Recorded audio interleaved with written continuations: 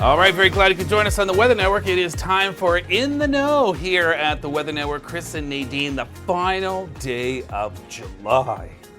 Oh, summer's just going by so quickly. No kidding. Folks, get all of your summer activities in now because before you know it, it'll be gone.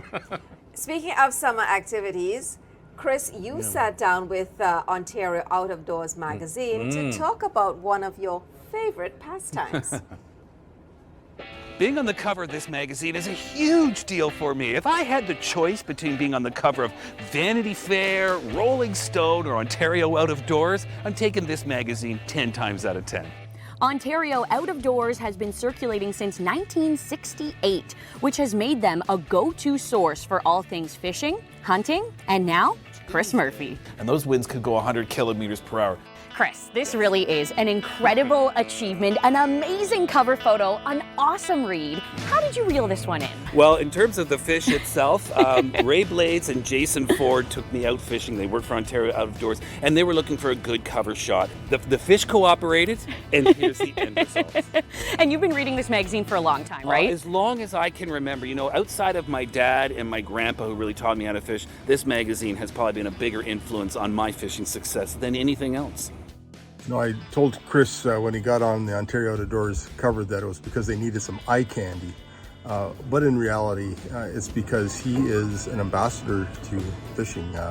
And Chris is a very avid and excited angler, and I'm so happy that he made the cover.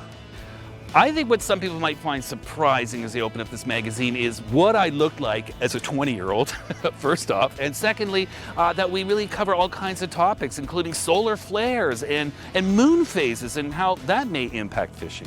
Now, our viewers are dying to get their hands on a copy of this. Chris, where can they find it? Well, digital copies are already available, and in a lot of stores, the hard copy, like Canadian Tire, Indigo, Shoppers Drug Mart, just to name a few. Now, are you signing autographs?